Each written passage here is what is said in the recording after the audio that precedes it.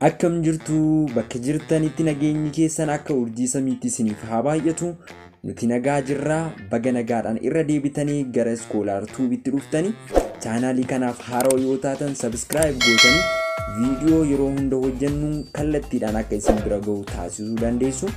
Akkasumas immoo warreen subscribe nuuf gootan sirriitti laphee keenyarraa galatoomaa jechaa viidiyoon har'a qabadhee isiniif dhufe barnoota afaan Ingiliffaa afaan Oromootiin haasaa namoonni sababa fageenyaatiin addaan fagaatanii otoo waliin argin turan yogguu wal argan immoo akkamitti akka haasaan kan ilaallu ta'a. Viidiyoo kanarraas immoo waan baay'ee kan barattan ta'a. Kanaafuu amma kallattumaan gara viidiyootti haaseenu. Yeroo tokko namni tokko iddoo biraa jira jettanii otoo yaaddanii garuu immoo iddoo isin hin eegnetti yookaan immoo idduma isin jiraattanitti arguu dandeessu. Yogguu sana jechuudha dinqisiifachuudhaan maal jechuu dandeessu? Look who's here? Look who's here? Look who's here? Who's kan jettutan who is jechuu ni dandeessu. Look who is here jechuu dandeessu jechuudha. Hiikkaan isaa immoo ilaali as eenyutu jira? Look who is here jechuun ilaali as eenyutu jira jechuudha. Sana booda namni sun immoo akkan isiniin jechuu danda'a. Are you surprised to see me? Are you surprised to see me? Are you surprised to see me? Na arguu kootti ni dinqisiifatte? Surprised jechuun dinqisiifachuu jechuudha. Me jechuun immoo na jechuudha. Ana jechuudha. Kanaafuu are you surprised to see me? Na arguu kootti ni dinqisiifatte? Jedhee nama sanaaf deebisa jechuudha. Ani namni sunis immoo akkana jedhee deebisuufi danda'a. Sure, I thought you were Europe. Sure, I thought you were Europe. Sure, I thought you were Europe. Eeyyen, ani Awurooppaa akka jirtuun yaade.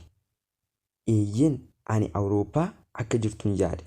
Sure jechuun eeyyen jechuudha. I thought you were Europe jechuun ani Awurooppaa akka jirtuun yaade jechuudha. Sana booda immoo innis akkana jedhee isiniif deebisu mala.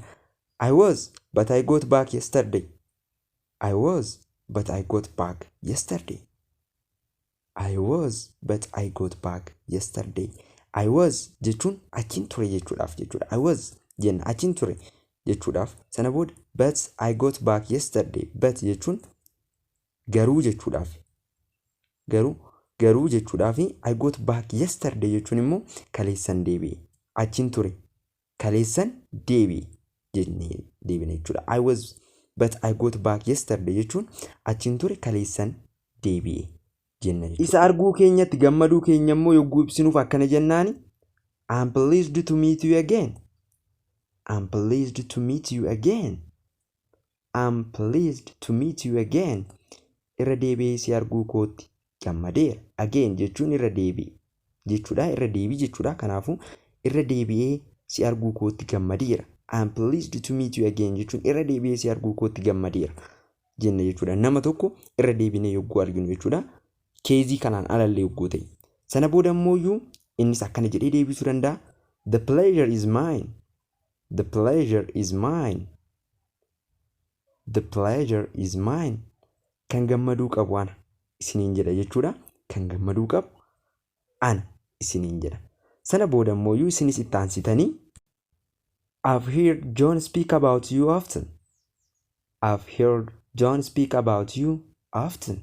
I have heard John speak about you often. John waa'ee kee yeroo baay'ee yoo dubbatu dhagaye. I've kan jettu tuni abbreviationii I have iti. Kanaafuu I have jettanii dubbisuu dandeessu. I have heard John speak about you often. Yookaan immoo I've heard John speak about you often jettanii dubbisuu dandeessu jechuudha. Hear jechuun dhagahe jechuudha. Speak jechuun immoo dubbachuudha. Kanaafuu I've heard John speak about you often. John waa'ee kee yeroo dubbatu dhagahe. Innis immoo only good things I hope. Only good things I hope. Only good things I hope.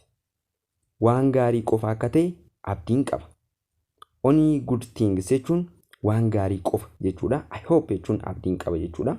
Kanaafuu namni otoo waa'ee keessan haasa'eera namni waa'ee keessan ogguun haasa'u dhaga'een jira odoo jedhee isinitti hime oh only good things I hope waan gaarii qofa akka ta'e abdiin qaba jettaniin jechuudha.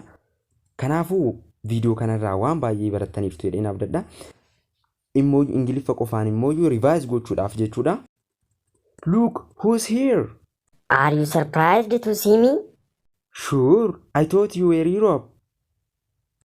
I was, but I got back yesterday. I'm pleased to meet you again. The pleasure is mine. I have heard John speak about you often. Only good things I hope. Viidiyoon ani har'aaf qabadhe kan moo fakkaata ture. Viidiyocha yoo jaalattan like godhaa.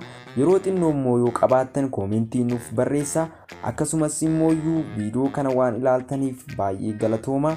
Viidiyoo biraatiin ammoo agarruutti immoo nagaan ta'a.